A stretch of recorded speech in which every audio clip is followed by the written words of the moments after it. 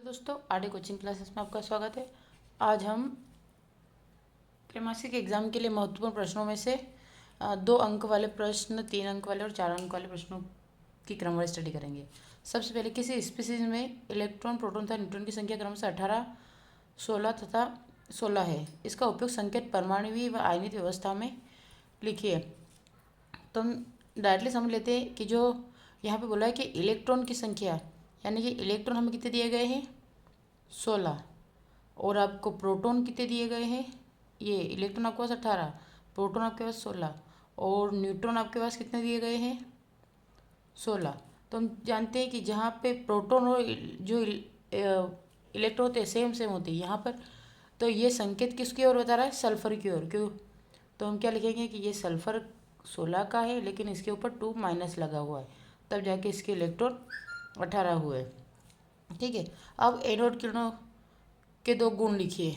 Anode किरणों के गुण, तो आपका दे रखा है एनोड किरणों के गुण कि गोल्डस्टीन ने सन 1886 में क्रुक्स नली में छिद्रित कैथोड लगाकर न्यून दाब पर गैस में विद्युत विसर्जन करने पर पाया कि कैथोड किरणें निकलने के कुछ समय पश्चात एनोड से अदृश्य किरणें निकलकर हो जाती है। लेकिन आपको ये नहीं लिखना है, आपको खाली कैथोड एनोड किरणों की उत्पत्ति कैसे ये बताया गया।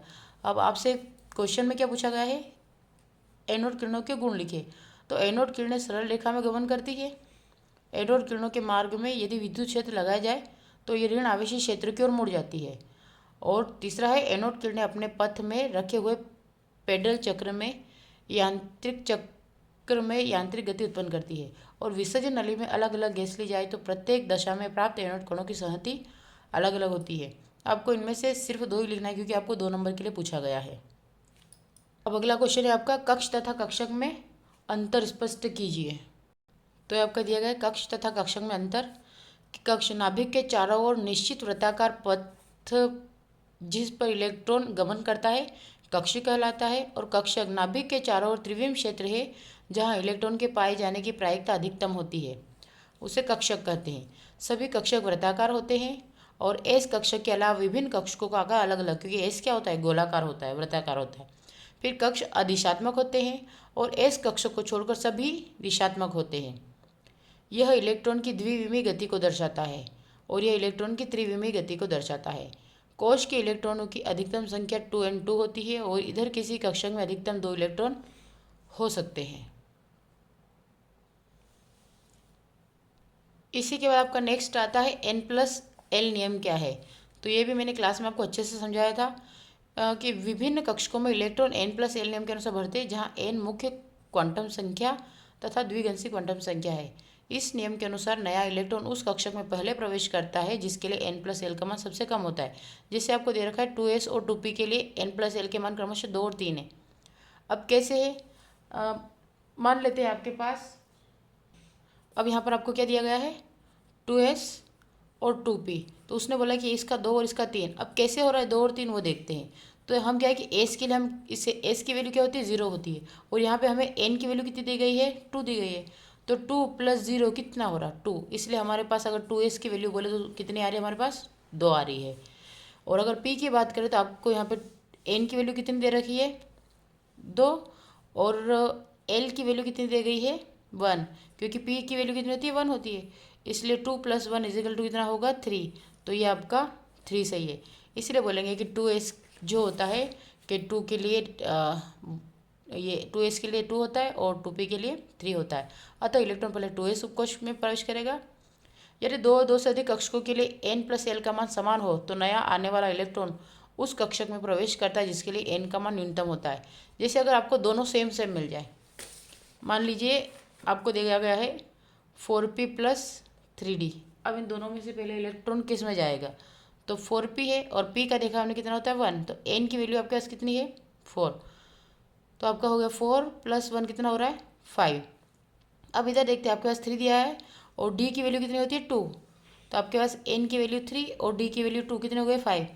लेकिन अब यहाँ पे हमें ये देखना है कि यहाँ पर 4 है यहाँ पर 3 है, तो सबसे पहले इलेक्ट्रॉन छोटे वाला में जाता है, इसलिए सबसे पहले कहाँ जाएगा 3d में जाएगा, फिर 4p में जाएगा। अगर सेम वैल्यू हो तो कंडीशन बने तब आपको ये वाला रूल अप्लाई करना है कि दोनों की वैल्यू सेम आ रही है 5 5, तो इसमें आपको संख्या को देखना, एन की वैल्यू को देखना। अगर एन जिसका कम होगा उसमें इलेक्ट्रॉन पहले जाएंगे और जिसका एन अधिक होगा उसमें इलेक्ट्रॉन बाद में जाएंगे।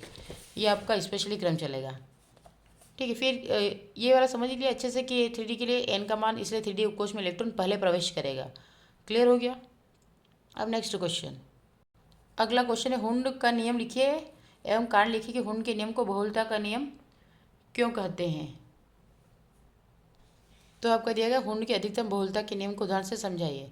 हुंड के नियम के अनुसार किसी भी उपकोष के कक्षकों में इलेक्ट्रॉनों के जोड़े तब तक नहीं बनते जब तक कि उस उपकोष के समस्त कक्षकों में एक एक इलेक्ट्रॉन नहीं। जैसे यहाँ पे है, अब यहाँ पे जोड़े कब बने, यहाँ पे पूरा भरा हुआ, ये भी फुल फिल इलेक्ट्रॉन। अब ये जो सब सेल ये क्या हुआ, खाली, क्योंकि यहाँ पे 1 1। अब अगर सेकेंड की बात की, यहाँ पे 1 1। अब यहाँ पे उसने बोला है कि पहले इसमें जाएगा फिर इसमें और फिर इसमें, यही आपका सही क्रम माना जाएगा। अब इसके अकॉर्डिंग देखें तो इसमें 1s2 2s2 कंप्लीट। अब 2p4 आया तो पहले 1 1 1 और उसके बाद फिर वापस 1 वाले बॉक्स में इसका इलेक्ट्रॉन जाएगा। तो इसे हम क्या बोलेंगे, क्योंकि इसका रूल ही है कि सारे उपकोष में एक एक इलेक्ट्रॉन जाने के बाद अगला इलेक्ट्रॉन उसकी पेयरिंग करता है।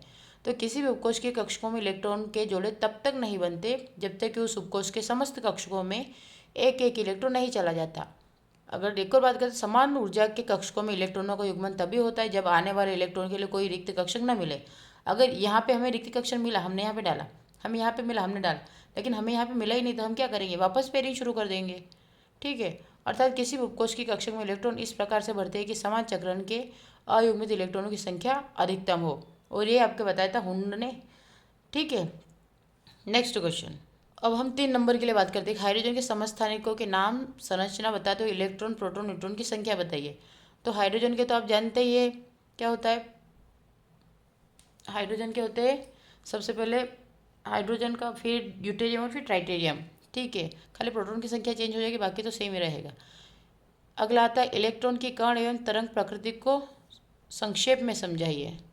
क्या आपको दिया गया इलेक्ट्रॉन एक सूक्ष्म कण है तथा इलेक्ट्रॉन की कणीय प्रकृति होने के कारण इसका विशिष्ट संवेग होता है तथा गतिशील होने के कारण तरंग के समान व्यवहार प्रदर्शित करता है, जिससे विवर्तन प्रभाव प्राप्त होता है तथा इलेक्ट्रॉन दोनों प्रभाव एक साथ दर्शाता है। अन्य सूक्ष्म कण प्रोटॉन और न्यूट्रॉन, यहाँ तक परमाणु भी तीव्र गतिमान किए जाने पर द्वैत प्रकृति दर्शाता है।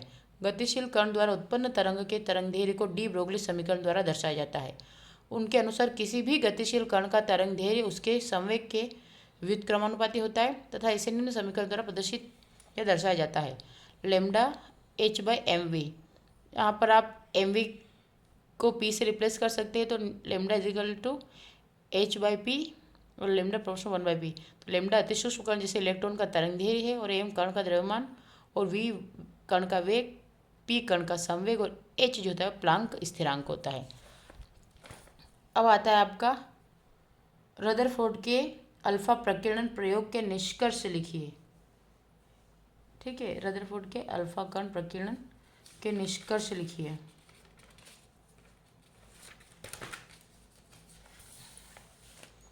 तो ये आपका है, अधिकांश अल्फा कण स्वर्णपत्र के आर पार सीधी रेखाओं में निकल जाते हैं, क्योंकि जब रदरफोर्ड ने सोने की पत्ती ली, उस पर अल्फा कणों की बौछार की, तो कुछ तो सीधे सीधे क्रम में चले गए, कुछ टकरा कर वापस आ गए, और कुछ उसी रास्ते लौट आए। इसे ही बोलते हैं रदरफोर्ड का प्रकीर्णन प्रभाव। तो अधिकांश अल्फा कण स्वर्णपत्र के आर पार सीधी रेखाओं में निकल जाते हैं, जिससे यह निष्कर्ष निकलता है कि परमाणु का अधिकांश भाग खोखला एवं आवेशीन होता है। सेकेंड है कि कुछ अल्फा कण स्वर्ण पत्र से टकराने के पश्चात विभिन्न कोणों पर विचलित हो जाते हैं, क्योंकि अल्फा कण धनावेशित है, अतः परमाणुओं के भीतर एक धनावेशित केंद्र होना चाहिए, जिसे धनावेशित अल्फा कण प्रतिकर्षित होकर विभिन्न कोणों में विक्षेपित हो जाते हैं। इस भारी धनावेशित केंद्र को नाभिक कहते हैं। लगभग 20,000 में से एक अल्फा कण स्वर्ण पत्र से टकराकर अपने पूर्व मार्ग में ही वापस लौट आता है, क्योंकि परमाणु के आकार की तुलना में नाभिक बहुत छोटा एवं दृढ़ होता है।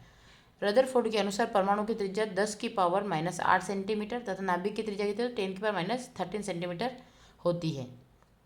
अब नाभिक के चारों ओर खाली स्थान होता है, जिनमें ऋण आवेशित इलेक्ट्रॉन नाभिक के चारों ओर घूमते रहते हैं। इस गति के कारण कार्य करने वाला अपकेंद्र बल इलेक्ट्रॉनों तथा धनावेशित नाभिकों के मध्य स्थिर विद्युत आकर्षण बल को संतुलित करता है, और इस संतुलन के बाद इलेक्ट्रॉन नाभिक में नहीं गिरते। इसीलिए यही वो आपका रदरफोर्ड के प्रकीर्णन प्रयोग। अगर यहाँ पे आपको 3 नंबरों के लिए पूछा तो आप खाली 3 पॉइंट लिख कर भी इसको संतुष्ट कर सकते हैं, क्योंकि आपको यहाँ पे 3 नंबरों के लिए ही पूछा जाएगा। फिर इसको नहीं करेंगे क्योंकि इम्पोर्टेंट है। फिर आता है नेक्स्ट आपका अभाव को नियम, एक मुख्य उपयोग लिखते हो, अभाव के नियम को समझाइए। तो मैंने ये क्लास में अभाव का नियम आपको अच्छे से करवा रखा है। अगर किसी को कोई डाउट है तो आप बता दीजिएगा, तो मैं अभाव का नियम भी अच्छे से आपको करवा दूंगी। अभाव का नियम इसे होता क्या है, तो ये आपका अभाव नियम। अब जर्मनी भाषा में अभाव शब्द का अर्थ है निर्माण। अभाव सिद्धांत के अनुसार किसी भी परमाणु के कक्षकों में इलेक्ट्रॉन कक्षकों की ऊर्जा के बढ़ते हुए क्रम में भरते हैं, अर्थात कम ऊर्जा वाला कक्षक पहले भरा जाता है और अधिकतम ऊर्जा वाला कक्षक सबसे बाद में। विभिन्न कक्षकों की सापेक्ष ऊर्जा यानी कि n+l के मान द्वारा निर्धारित की जाती है। पहले n+l के कम मान वाला कक्षक भरा जाता है और उसके बाद n+l के अधिक मान वाला कक्षक।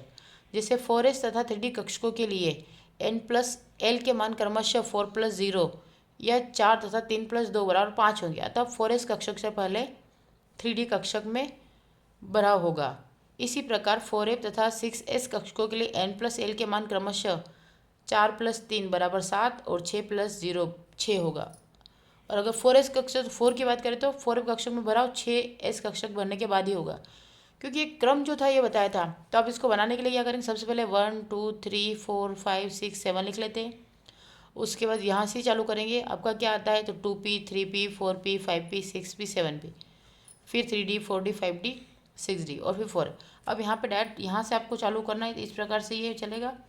तो आपका सबसे पहले हम क्या लिखेंगे, आपका आएगा 1s, इसके बाद इसकी एनर्जी 2s से कम होती है। फिर आता है आपका इधर क्रम में क्या आ रहा है 2p, फिर क्या आ रहा है 3s 3p के बाद, ठीक है, फिर आ रहा है आपका 4s। तो बस ये क्रम निरंतर चलता रहेगा। इसी प्रकार से आपको यहाँ तक भरना, ये आपका अभाव का नियम है। और रियल अभाव कोई साइंटिस्ट नहीं है, ठीक है, ये इसको क्लेवेनोविस्की ने बनाया था। और ये एक जर्मन भाषा शब्द है जो क्रमिक रचना को बताता है, कि ये जो क्रमवार रचना है उसको बताता है। इससे आपको इलेक्ट्रॉनों को भरने में बहुत सहायता होती है। अब नेक्स्ट क्वेश्चन है आपको क्वांटम संख्या से आप क्या समझते हैं, चारों क्वांटम संख्या को समझाइए। तो क्वांटम संख्या तो आपने अच्छे से कर ही रखी है, तो आपको इसमें तो कोई प्रॉब्लम आएगी भी नहीं। वैसे अगर समझना हो तो एक बार में और रिवीजन कर लेते हैं हम कि क्वांटम संख्या क्या होती है। तो परमाणु में किसी इलेक्ट्रॉन को पूर्ण रूप से अभिव्यक्त करने के लिए जिन संख्याओं की सहायता ली जाती है उन्हें क्वांटम संख्या कहते हैं। और क्वांटम संख्या 4 प्रकार की होती है। मुख्य क्वांटम संख्या जिसे n से प्रदर्शित करते हैं, द्विगंशी क्वांटम संख्या जिसे l से प्रदर्शित करते हैं, चुंबकीय क्वांटम संख्या जिसे m से प्रदर्शित करते हैं, और चक्रण क्वांटम संख्या जिसे s से प्रदर्शित करते हैं। अब मुख्य क्वांटम संख्या जो जिसे n से प्रदर्शित करते हैं, यह इलेक्ट्रॉन के मुख्य कोश को प्रदर्शित करती है। स्पेशली ये लाइन पूछती है, n से दर्शाते हैं और मुख्य कोश को प्रदर्शित करती है। इसकी सहायता से नाभिक से इलेक्ट्रॉन की औसत दूरी, इलेक्ट्रॉन की ऊर्जा, इलेक्ट्रॉन अब्र के प्रभाव आयतन का निर्धारण किया जाता है। और n का मान 0 के अतिरिक्त कोई भी पूर्ण संख्या हो सकती है, यानी कि n कभी भी 0 नहीं होगी। उसके द्विगंशी, इसे l से दर्शाते यह उपकोशों को प्रदर्शित करता है। इसे इलेक्ट्रॉन का कोणीय संवेग, उपकोशों की आकृति, किसी कोश में उपस्थित उपकोशों की संख्या का निर्धारण करते हैं। इसमें यही है कि अगर n की वैल्यू 1 है तो l बराबर 0 होगा, क्योंकि s अगर n की वैल्यू 2 है तो l बराबर 0 1 होगा, अगर n की वैल्यू 3 है तो 0 1 2 होगा, और अगर n की वैल्यू 4 है तो l 0 1 2 3 होगा। अब इसके लिए माइनस प्लस करने के लिए अब नेक्स्ट इसका आता है चुंबकीय क्वांटम संख्या। तो चुंबकीय क्वांटम संख्या जो होती है वो चुंबकीय क्वांटम संख्या इसके एल पे डिपेंड करती है। तो यह परमाणु स्पेक्ट्रम के स्रोतों के चुंबकीय क्षेत्र में रखने पर स्पेक्ट्रमी रेखाओं के विघटन अथवा जीवन प्रभाव को दर्शाता है। यह किसी उपकोश में उपस्थित कक्षकों की संख्या को दर्शाता है। किसी एल के लिए एम के मान -l से +l तक होते हैं।